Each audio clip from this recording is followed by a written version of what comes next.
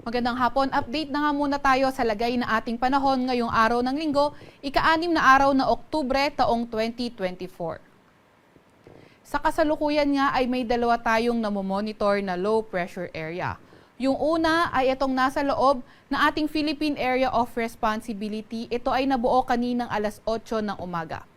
And as of 3 p.m. today, ito ay nasa may layong 100 kilometers west-northwest ng Coron, Palawan. Itong low pressure area na ito ay naka-embed or nakapaloob dito sa Intertropical Convergence Zone o ITCZ na nakakaapekto sa may Southern Luzon, Visayas at Mindanao. At dahil nga sa Intertropical Convergence Zone, asahan natin yung maulap na papawirin at mga kalat-kalat na pag-ulan, pagkidlat pagkulog sa Metro Manila, sa may Calabarzon, sa may Bicol Region, sa may Mimaropa at Visayas. Kaya yung ating mga kababayan na inuulan ng mga nakaraang araw pa ay pinag-iingat nga natin sa mga banta ng pagbaha o pagguho ng lupa.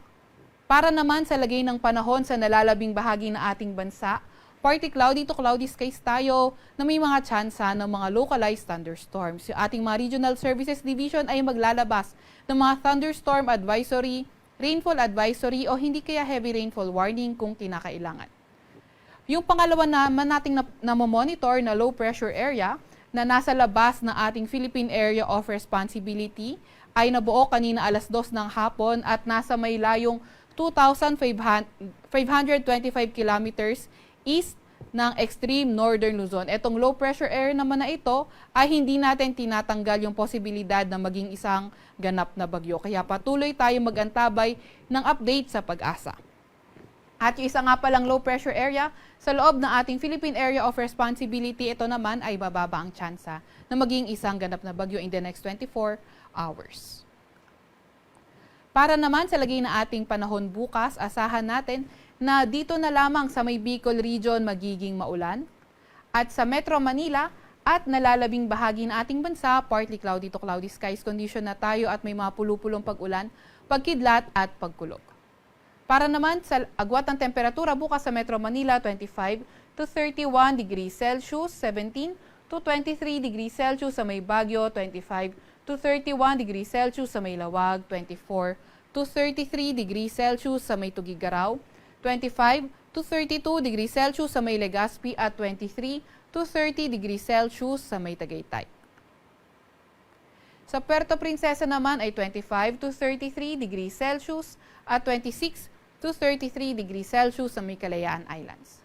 Para naman sa lagay ng panahon bukas, Visayas at Mindanao area, may kita nga natin yung pagbuti na ng panahon sa may Visayas at patuloy pa rin yung partly cloudy to cloudy skies condition sa may Mindanao area. Agwat ng temperatura sa may Zamboanga at Iloilo maglalaro mula 25 to 33 degrees Celsius. Sa may Cebu naman, Cagayan de Oro at Tacloban maglalaro mula 25 to 32 degrees Celsius. Sa may Davao ay 24 to 33 degrees Celsius, agwat ng temperatura. Wala pa rin naman tayong nakataas na gale warning sa kahit na anong baybayin ng ating bansa.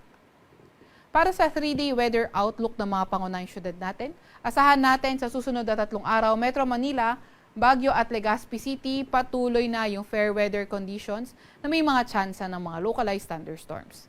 32 degrees Celsius ang pinakamataas na temperatura sa Metro Manila, 17 to 23 degrees Celsius sa may Baguio at 25 to 33 degrees Celsius sa may Legazpi.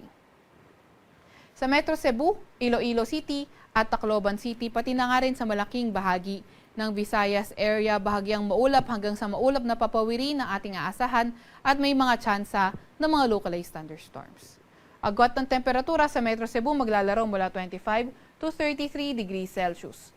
25 to 33 degrees Celsius din naman sa Iloilo City at 25 to 32 degrees Celsius sa may Tacloban City.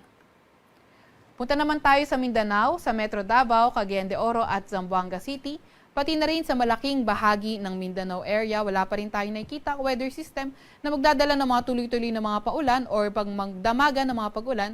Kaya patuloy pa rin yung fair weather conditions na may pulupulong pag-ulan, pagkidlat at pagkulog. Pinakamataas sa temperatura sa Metro Davao ay 33 degrees Celsius, 24 to 33 degrees Celsius sa may Cagayan de Oro City at 24 to 34 degrees Celsius naman sa may Zamboanga City. Sa Kalakhang, Maynila, ang araw ay lulubog ngayong 5:42 ng gabi at sisikat bukas ng 5:46 ng umaga. Huwag magpapahuli sa update ng Pag-asa. I-follow at ilike ang aming X at Facebook account DOST_Pag-asa. Mag-subscribe din sa aming YouTube channel DOST-Pag-asa Weather Report at para sa mas detalyadong impormasyon, bisitahin ang aming website pag-asa.dost.gov.ph. At yan naman muna ang latest mula sa Weather Forecasting Center ng Pag-asa. Veronica C. Torres nag-ulat.